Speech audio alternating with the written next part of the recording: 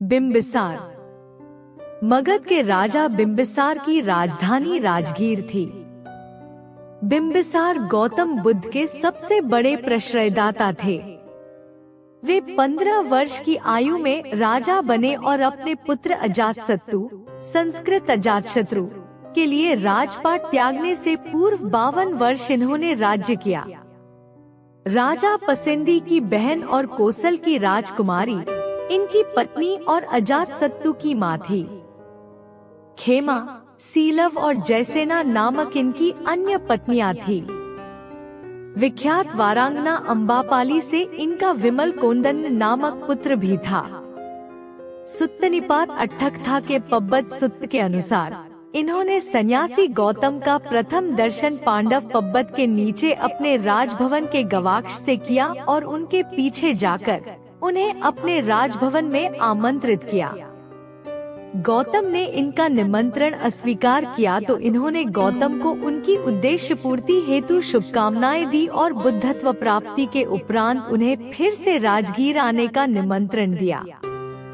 तैप्तिक जटिल के परिवर्तन के बाद बुद्ध ने राजगीर में पदार्पण करके अपना वचन पूरा किया। बुद्ध और उनके अनुयायी राजकीय अतिथियों की भांति राजगीर आए। बुद्ध और उनके अनुयायियों के लिए वेलुवन उद्यान दान में देने के अपने प्रण की पूर्ति दर्शाने के लिए बिंबिसार ने बुद्ध के हाथ स्वर्णकलश के पानी से धुलवाए। अपिचा आगामी 33 वर्षों तक बिंबिसार बौद्ध धर्म के विकास में सहायक बने। बिंबिसार का अंत बड़ा दारुण हुआ। ज्योतिषियों की इस भविष्यवाणी के बाद भी कि उनका पुत्र अजातशत्रु उनके लिए अशुभ सिद्ध होगा, उन्होंने उसे बड़े लाड प्यार से पाला। बुद्ध को राजा द्वारा दिए गए प्रश्रय से देवदत्त बहुत द्वेष करता था और उसी के दुष्प्रभाव में आकर अजातशत्रु ने अपने पिता की हत्या का षड्यंत्र रचा, जिससे उसकी प्रतिष्ठा और धूमिल हो गई। षड्यंत्र का पता चलने और पुत्र की राज्य लिप्सा की तीव्रता को देखकर बिंबिसार ने स्वयं ही राज्य त्याग कर दिया और अजातशत्रु राजा बन गया। परंतु देवदत्त द्वारा पुनः उकसाए जाने पर नए राजा ने बिंबिसार को बंदी बना लिया। चूँकि बिंबिसार को केवल भूखा रखकर ही मारा जा सकता था, उन्हें एक गर्म कारागार में भूखा रखा गया। खेमा, अजातशत्रु की माँ के अतिरिक्त किसी को उनसे मिलने की अनुमति नहीं थी। पहले खेमा अपने परिधान में एक सुवर्ण पात्र में भोजन छिपा कर ले गई। उसका पता चलने पर वे अपने पात्राण में भोजन छिपा कर ले गई। उसका भी पता चल गया तो उन्होंने अपने शिरोवस्त्र मोली में भोजन छिपा कर ले जाना चाहा। उसका भी पता चला गया तो वे सुगंधित जल में स्नान करके अपनी देह को मधु से लेप कर गईं, जिससे वृद्ध राजा उसे चाट ले और बच जाए। पर अंततः यह भी पता चल गया और उनका भी प्रवेश निषेध कर दिया गया। फिर भी चलध्यान योग से बिंबिसार जीवित रहे। जब पुत्र को पता चला कि पिता यूं सरलता से प्राण त्याग नहीं करेंगे तो उसने कारागार में कुछ नाइयों को भेजा। बिंबिसार ने सोचा कि अंततः पुत्र को अपनी भूल का अनुभव हुआ और वह पश्चाताप कर रहा है। अतः उन्होंने नाइयों से अपनी दाढ़ी और बाल काटने को कहा ताकि वे भिक्षुवत जीवन यापन कर पाए।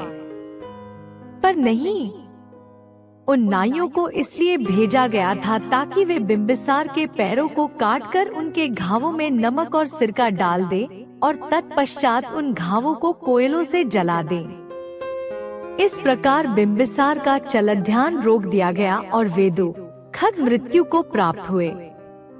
नंद कुमार बुद्ध के सौतेले भाई तथा उनकी माता की छोटी बहन के पुत्र नंद जिस दिन जनपद कल्याणी के साथ परिणय सूत्र में बंधने वाले थे, उसी दिन बुद्ध उनके महल में पहुँचे। फिर उनसे अपने भिक्षाटन के कटोरे को उठा अपने साथ अपने विहार ले आए। विहार लाकर बुद्ध ने उन्हें भी भिक्षु बना दिया। नंद ने भी भिक्षुत्व स्वीकार किया, किंतु उनका मन बार बार जनपद कल्याणी की ओर खींच जाता था। एक दिन बुद्ध नंद को हिमालय की सैर कराने ले गए। वहाँ उन्होंने एक जली हुई बंदरिया का मृत शरीर देखा। नंद से पूछा, क्या जनपद कल्याणी इससे भी अधिक सुंदर है? नंद ने कहा, हाँ। तब बुद्ध उन्हें आकाश मार्ग से उड़ाते हुए तावतिंस लोक ले गए, जहाँ सबक, शक्र, इंद्र और उसकी अपूर्व सुंदरियों ने उनकी आवभगत की। बुद्ध ने तब नंद से पूछा, क्या जनपद कल्याणी इन सुंदरियों से भी सुंदर है? तब नंद ने कहा, नहीं।